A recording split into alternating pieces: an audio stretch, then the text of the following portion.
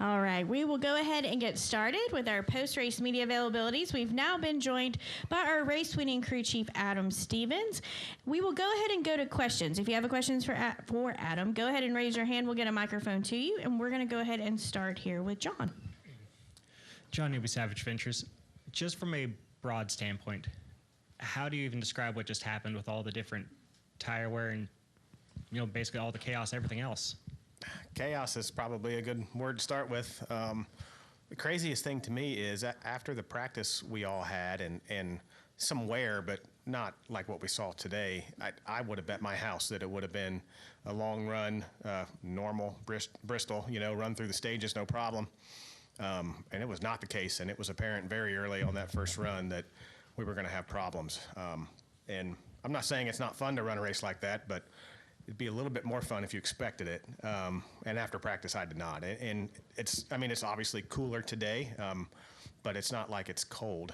And the track temp was probably above the threshold that I would have guessed would have produced a race like that. So I would say us and 99% of the field were not optimized to that. So it was fun, though. Well, actually, I'm glad you mentioned that because I was curious, do you have a sense after this all happened what the biggest factor in that difference was, as far as temperature or something else? Well, they changed the tire this time. And I do think that if we would have had the previous Bristol right side, it would not have done it at that temperature. But they're working hard to make the tires wear out. And by golly, I think they hit it this time. But that was shocking. And God help us all, because if we're going to see this every week, that's going to shorten the careers of some people. All right, we'll continue with questions. We'll go to Jacob. Jacob Seelman, Raceface Digital. Adam, two for you. First, as a crew chief now that's worked with Bell for a bit, I know he's talked at length about how badly he wants to win this race. How meaningful is it for you to be able to help, even with as chaotic as it was, to help deliver him this one? Yeah, a win's a win.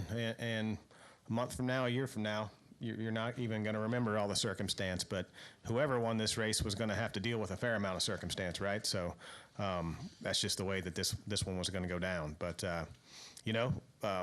it's any win you get's important. It's a great place to win a race. I've been fortunate to go to victory lane many times here in my life, and it's great for Bell. He's won on the dirt, and he's won on the concrete now, and it's definitely a feather in your cap to win the Bristol Night Race. As looking towards the second round now, what does it say from inside the shop, from your guys' perspective, to see not just JGR sweep this first round, but with 3 of the 4 drivers sweep this round? Yeah, in the 54 was so close to getting his first win tonight, but it looks good for us. Just specifically for the 20, the next round, we won Loudon a couple times and ran second at Kansas in the spring. Admittedly, not with our best stuff, and obviously our road course stuff's been strong, and we were in second at the Roval last year, so this round really shapes up well for us. It's a good opportunity for us to hopefully lead some laps and win some stages. All right, we'll go Cameron. Cameron Richardson, NASCAR.com. Adam, to your left.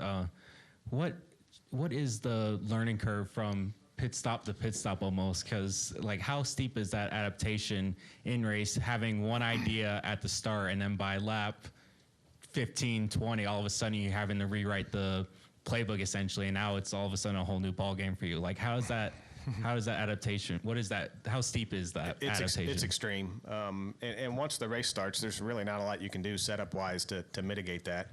There's a few things, but not a lot. So it's down to the drivers and how hard they push. I think you saw the first run. Everybody's taking off, running full tilt, high 15s, low 16-second laps, and about 25 laps in, people started really slipping and sliding because they were down to cords from going all out for that long. And I think Bell mentioned it maybe lap 27 that he really felt like the tires were going away. And then you started seeing bald tires come off the cars. So then it's just a matter of slowing down. You really just have to back your corner up and try to use as little brake as possible and try to really stay in the spray, especially early in the run. That seemed to be critical. and really exit low as best you could, and just maximize your time in the spray and minimize the amount of work your tires were doing. All right, we're going to go Doug and then Jordan. Go ahead, Doug. Hey, Adam, Doug Turnbull from PRN and 5 to Go podcast. We had a lot of people that ended up putting on scuffs tonight, which we considered the amount of tire wear that was crazy, but I know we had so many short runs, so I guess that was possible. Like, when going into any race, how hard is it to plan to have sets of scuffs ready to go? Is that part of the strategy at all? And certainly tonight, were you planning to have even use scuffs at all? Well, you definitely have that in your playbook, and you have that allotment squared away and ready. And you're usually keeping those tires to the side and having them ready in case you get a short run and in case you're really burning through tires for whatever reason. So we put ours on our qualifying scuffs. You can't keep your practice scuffs, just your qualifiers. And we put those on early after we got the lucky dog. So we burn ours up sooner. But there was a point in time in the race where we actually had to put on a set of tires that we previously had on in the race to get squared back up with tire usage for everyone. And had we not done that, we wouldn't have had tires to put on late. So that was a little tough to find the right time to do that. But knowing that you're going to go backwards, but we had to get back square. So, yeah, I mean, clearly we weren't planning on that, but you have to be ready for it, yep. All right, Jordan. Jordan Bianchi, The Athletic. As a crew chief, and I apologize, you got asked this already, I got here late. When did you realize this was a completely different race than what a lot of people thought it was going to be, 24 hours ago? Yes, and I don't know if I said it already, but I would have bet my house that it was going to be a normal Bristol race. And it was about lap 25, 26 when they were going full tilt, 1590, 16 flat on that first run that guys really started slipping and sliding.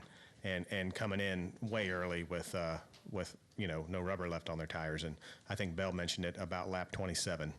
But he had gone so hard so early that we weren't able to stretch it as long as those other guys, and that's what got us a lap down early. Good thing you didn't bet your house. Pardon? Good thing you didn't bet your house. Yeah, you're right. Track temperature. This seems to be, the difference, and so everybody's pointing towards. Does track temperature really make that much of a difference between what we saw in the spring versus what we saw tonight? Well, there was also a right side tire change, right? So I don't think we knew this a while back, but we have come to find that there is a temperature that the concrete isn't going to take rubber with a particular tire. If we had the previous tire, the previous right side, I don't think it would have done that at that temperature we saw today. But certainly it didn't do it at all in practice. Obviously it was elevated, but we all know the track temp's going down. I just don't feel like most of us felt like it was going to get down low enough to do that. Being this brand new right side, though, we know they were trying to achieve that goal, but you just don't know until you know. Okay. Go ahead, Dustin. Dustin Long, NBC Sports. How much did this team need a win? I think you always need a win. You need bonus points, and given some recent frustrations, a win always helps. But it doesn't fix anything. You know what I mean? It's just it's a frustrating sport. It's going to continue to be frustrating. A win is a Band-Aid, but it doesn't fix anything. I think that we all have work to do. We're all trying to be our best, and if you do your best and you win 6 or 7 times, you're still going to get your ass whooped 30 times, and you have to find a way to not be okay with it, but to build off of it. And that's something we have to work on. So what needs fixing where in 6, 7 weeks you could be racing for a championship? Well, it's all right in front of us. We had lofty goals this year, and you start on that white sheet of paper like we do in the off season, and the first goal is to win the championship. And that is absolutely 100% still on the table, and that's what we're working towards. All right, Bob, go ahead. Bob Pockers, Fox Sports. Has it surprised you that it's been since like the 4th or 5th race of the year that to get back to victory lane? And did you feel like you guys were off a little bit? It did surprise me, yes. I think we looked the other day, and I think it's been 16 races since we won the All-Star race. which isn't a tremendous amount of time, but it felt like a long time because we've had, by and large, such good speed between now and then. And that's inherently frustrating when you can't capitalize on it. And, the reasons why you're not capitalizing are probably week to week. And it just comes down to execution and qualifying a little better and having track position late in the races. And we got to close that gap if we want to be consistent winners. Okay, go ahead, Chris. Chris Weaver, WGHP, Fox 8 High Point. How did you manage Christopher Bell during that race to make sure he didn't drive too hard and wear it out too quickly? Yeah, he just needs facts. He needs to know how long the previous run was and how many laps he has on his tires and how many laps we ask him to go. And then he can decide how hard to push. It'd be interesting to see now that as a sport, we've done this twice now and how much control they really have over that. It did get a tiny bit better through the race, but not a lot. So it really comes down to what they're doing and your setup. But like I said, I don't think most of us were expecting that. So I think we were all pretty aggressive on our setup. So the drivers have a lot of work to do when it comes down to managing like that. That said, about the setups, could you turn around and do this race again tomorrow under the same conditions and have a setup that would work? I think you could have a setup that probably went comfortably, maybe 20 laps longer. Beyond that, boy, I think you'd be hard pressed, but you could definitely get some more laps out of your tires if you built the entire car that way.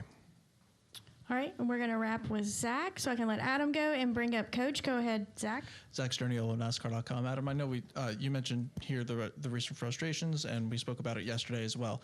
The fact that you guys rebound 1 week later, and I don't even know if rebound's the right word, but you come to the track the next week and execute the way that you guys did today. How much does a run like this prove out the strength and mentally and the resiliency and professionalism of this 20 team and Christopher behind the wheel? Certainly resilience and professionalism, yes. We're all big boys trying to do a hard job. And we have every tool and every piece of the puzzle to do it. And, you don't have a race, especially like this, or really any race, without some circumstances affecting the outcome. And my point to him last week was, whatever gap there is between where we are and where we want to be, it might feel big, but it's not big. It just takes a couple pieces of the puzzle, a right restart here and there, a little better qualifying, and we can have nights like this.